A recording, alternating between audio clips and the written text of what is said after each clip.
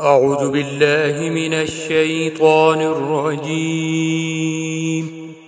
بسم الله الرحمن الرحيم.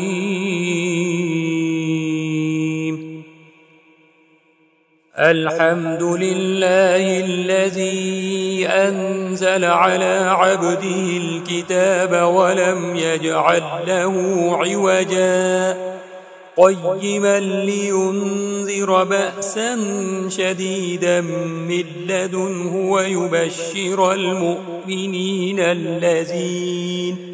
ويبشر المؤمنين الذين يعملون الصالحات أن لهم أجرا حسنا ماكثين فيه أبدا وينذر الذين قالوا اتخذ الله ولدا ما لهم به من علم ولا لآبائهم كبرت كلمة تخرج من أفواههم إن يقولون إلا كذبا فلعلك باخع نفسك على آثارهم إن لم يؤمنوا بهذا الحديث أسفا إنا جعلنا ما على الأرض زينة لها لنبلوهم أيهم أحسن عملا وإنا لجاعلون ما عليها صعيدا جرزا أم حسبت أن أصحاب الكهف والرقيم كانوا من آياتنا عجبا إذ أوى الفتية إلى الكهف فقالوا ربنا آتنا من لدنك رحمة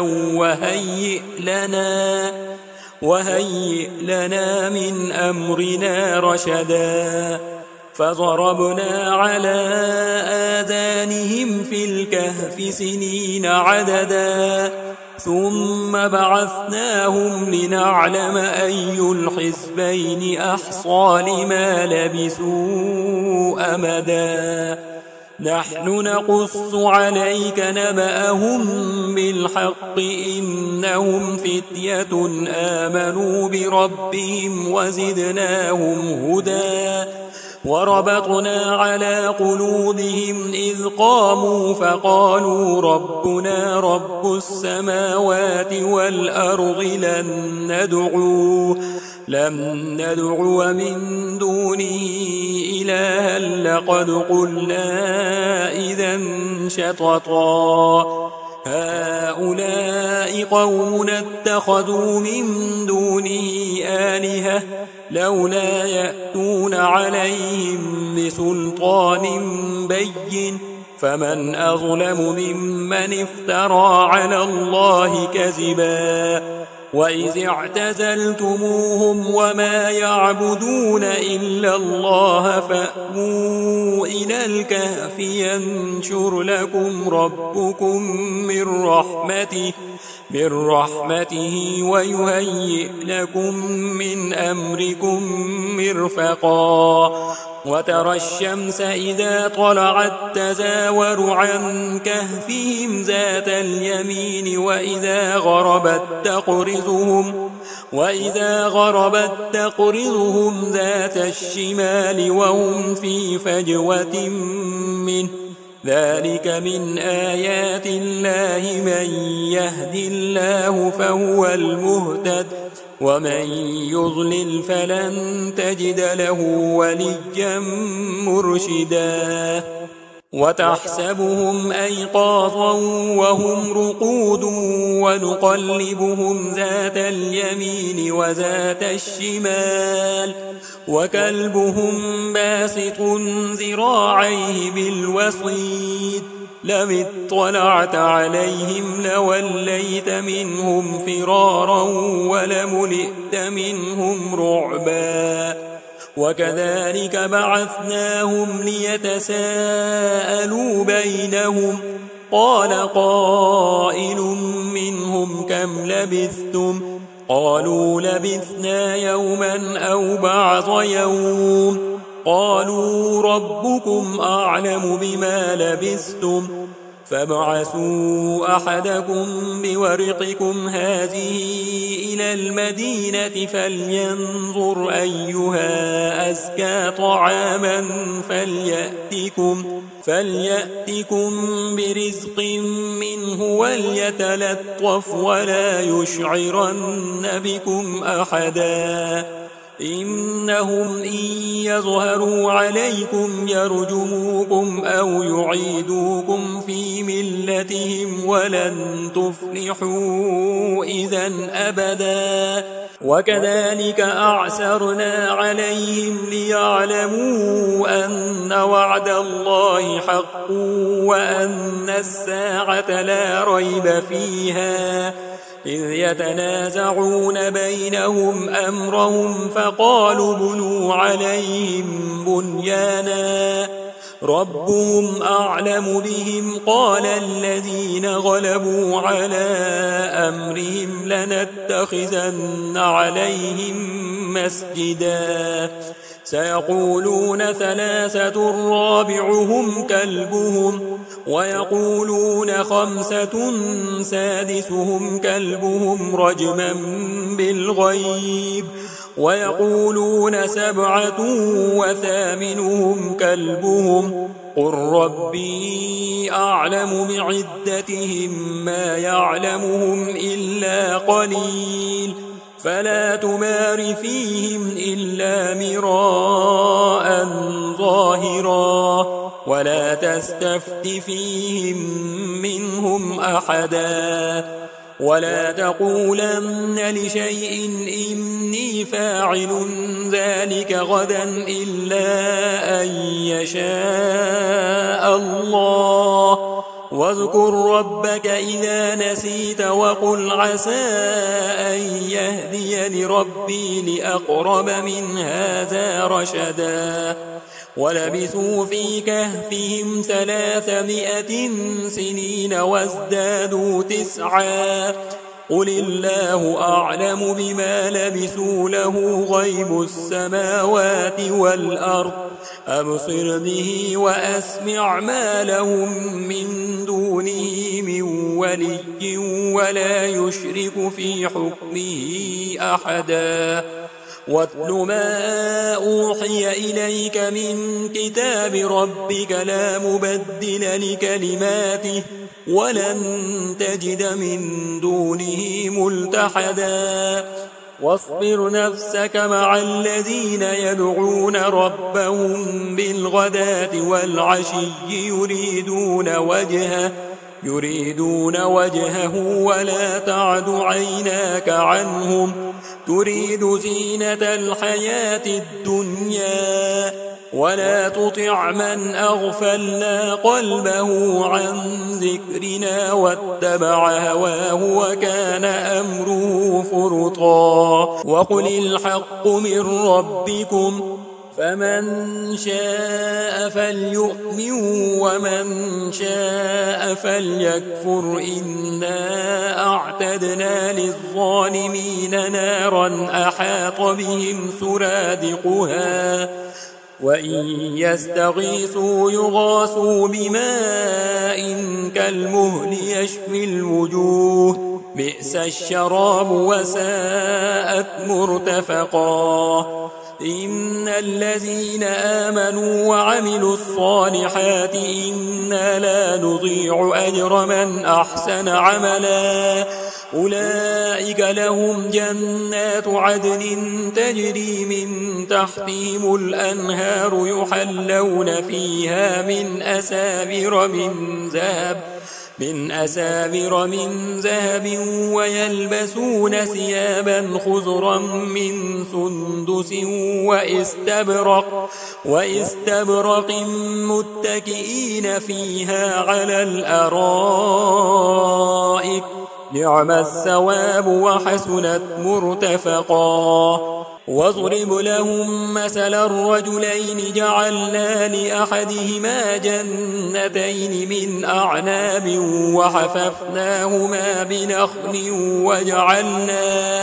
وجعلنا بينهما زرعا كلتا الجنتين آتت أكلها ولم تظلم منه شيئا وفجرنا خلالهما نهرا وكان له ثمر فقال لصاحبه وهو يحاوره أنا أكثر منك مالا وأعز نفرا ودخل جنته وهو ظالم لنفسه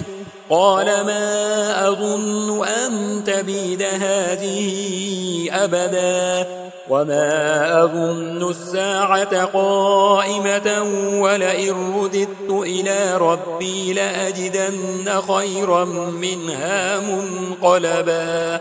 قال له صاحبه وهو يحاوره أكفرت بالذي خلقك من تراب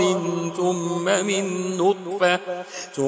من نطفة ثم سواك رجلا لكن هو الله ربي ولا أشرك بربي أحدا ولولا إذ دخلت جنتك قلت ما شاء الله لا قوة إلا بالله إن ترني أنا أقل منك مالا وولدا فعسى ربي أن يؤتيني خيرا من جنتك ويرسل عليها حسبانا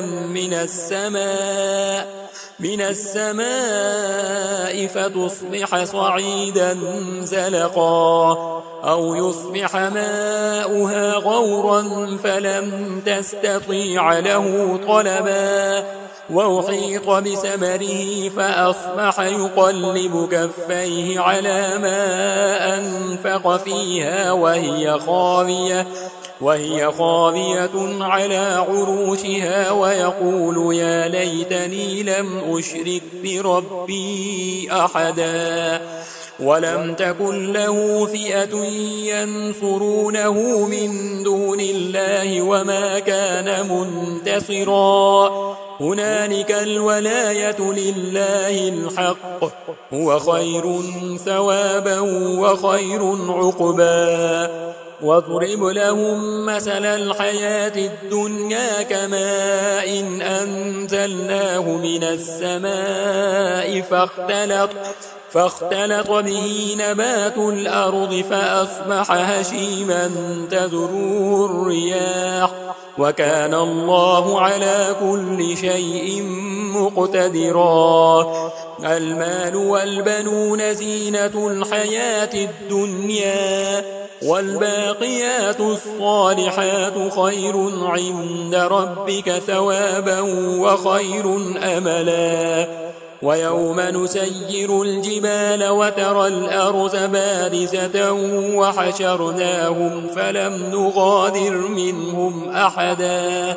وعرضوا على ربك صفا لقد جئتمونا كما خلقناكم أول مرة بل زعمتم أن لن نجعل لكم موعدا ووضع الكتاب فترى المجرمين مشفقين مما فيه ويقولون يا ويلتنا ما لهذا الكتاب لا يغادر صغيرة ولا كبيرة إلا أحصاها ووجدوا ما عملوا حاضرا ولا يظلم ربك أحدا وإذ قلنا للملائكة اسجدوا لآدم فسجدوا إلا إبليس كان من الجن ففسق عن أمر ربه أفتتخذونه وذريته أولياء من دوني وهم لكم عدو بئس للظالمين بدلا ما أشهدتهم خلق السماوات والأرض ولا خلق أنفسهم وما كنت متخذ المضلين عضدا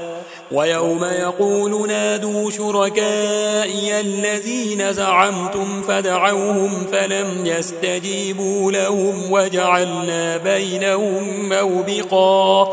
ورأى المجرمون النار فظنوا أنهم مواقعوها ولم يجدوا عنها مصرفا ولقد صرفنا في هذا القرآن للناس من كل مثل وكان الإنسان أكثر شيء جدلا وما منع الناس أن يؤمنوا إذ جاءهم الهدى ويستغفروا ربهم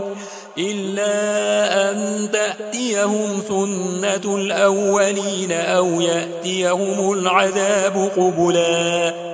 وما نرسل المرسلين إلا مبشرين ومنذرين ويجادل الذين كفروا بالباطل ليدحضوا به الحق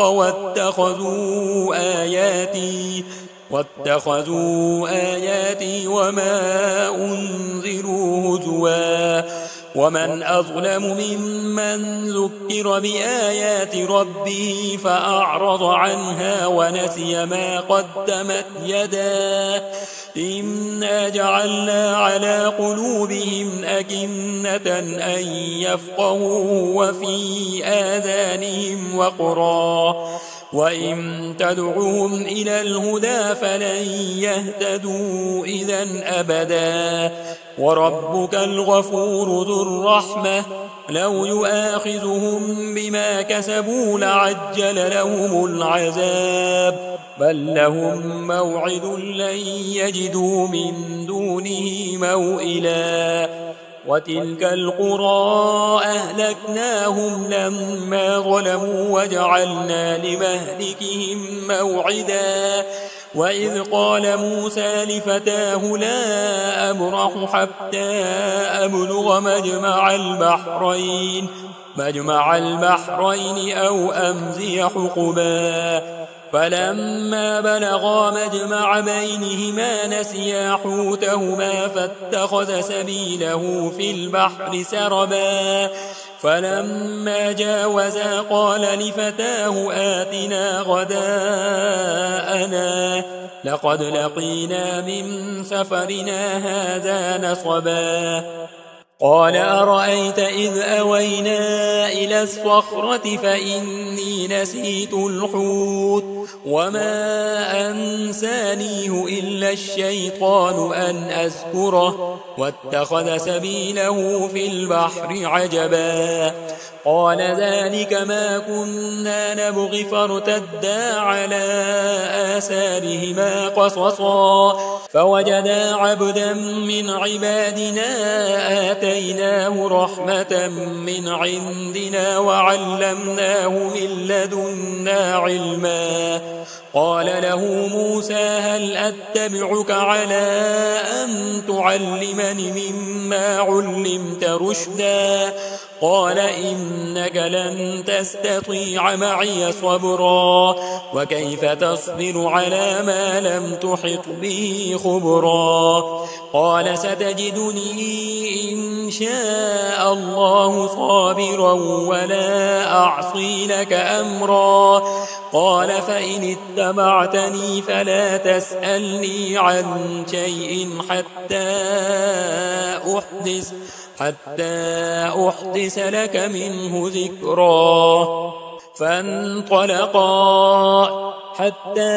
إذا ركبا في السفينة خرقها قال أخرقتها لتغرق أهلها لقد جئت شيئا إمرا قال ألم أقل إنك لن تستطيع معي صبرا قال لا تؤاخذني بما نسيت ولا ترهقني من أمري عسرا فانطلقا حتى إذا لقيا غلاما فقتله قال أقتلت نفسا زكية بغير نفس لقد جئت شيئا نكرا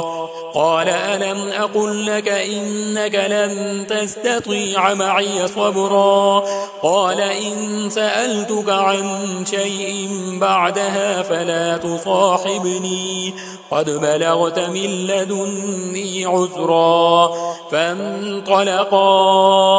حتى إذا أتيا أهل قرية استطعما أهلها فأبوا أن يضيفوهما فوجدا فيها جدارا يريد أن ينقض فأقامه قال لو شئت لاتخذت عليه أجرا قال هذا فراق بيني وبينك سأنبئك بتأويل ما لم تستطع عليه صبرا أما السفينة فكانت لمساكين يعملون في البحر فأردت أن أعيبها وكان وراءهم ملك يأخذ كل سفينة غصبا وأما الغلام فكان أبواه مؤمنين فخشينا أن يرهقهما طغيانا وكفرا فأردنا أن يبدلهما ربهما خيرا منه زكاة وأقرب رحما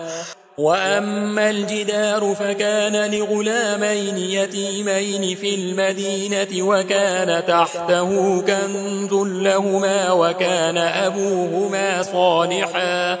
فأراد ربك أن يبلغا أشدهما ويستخرجا كنزهما رحمة من ربك وما فعلته عن أمري ذلك تأويل ما لم تستطع عليه صبرا ويسألونك عن ذي القرنين قل سأتلو عليكم منه ذكرا إنا مكنا له في الأرض وآتيناه من كل شيء سببا فأتبع سببا حتى إذا بلغ مغرب الشمس وجدها تغرب في عين حمئة ووجد عندها قوما قلنا يا ذا القرنين إما أن تعذب وإما أن تتخذ فيهم حسنا قال أما من ظلم فسوف نعذبه ثم يرد إلى ربه فيعذبه عذابا نكرا وأما من آمن وعمل صالحا فله جزاء الحسنى وسنقول له من أمرنا يسرا ثم أتبع سببا حتى إذا بلغ مطلع الشمس وجدها تطلع على قوم لم نجعل لهم من دونها سترا كذلك وقد أحطنا بما لديه خبرا ثم أتبع سببا حتى إذا بلغ بين السدين وجد من دونهما قوما لا يكادون يفقهون قولا قالوا يا ذا القرنين إن يأجوج ومأجوج مفسدون في الأرض فهل نجعل لك خرجا على أن تجعل بيننا وبينهم سدا قال ما مكني فيه ربي خير فأعينوني بقوة أجعل بينكم وبينهم ردما آتوني زبر الحديد حتى إذا ساوى بين الصدفين قال انفخوا حتى إذا جعله نارا قال آتوني أفرغ عليه قطرا فما استطاعوا أن يظهروا وما استطاعوا له نقبا قال هذا رحمة من ربي فإذا جاء وعد ربي جعله دكا وكان وعد ربي حقا وتركنا بعضهم يومئذ يموج في بعض ونفخ في الصور فجمعناهم جمعا وعرضنا جهنم يومئذ للكافرين عرضا الذين كانت أعينهم في غطاء عن ذكري وكانوا لا يستطيعون سمعا أفحسب الذين كفروا أن يتخذوا عبادي من دوني أولياء إنا أعتدنا جهنم للكافرين نزلا قل هل ننبئكم بالأخسرين أعمالا الذين ضل سعيهم في الحياة الدنيا وهم يحسبون أنهم يحسنون صنعا أولئك الذين كفروا بآيات ربهم ولقائه فحبطت أعمالهم فلا نقيم لهم يوم القيامة وزنا ذلك جزاؤهم جهنم بما كفروا واتخذوا آياتي ورسلي هزوا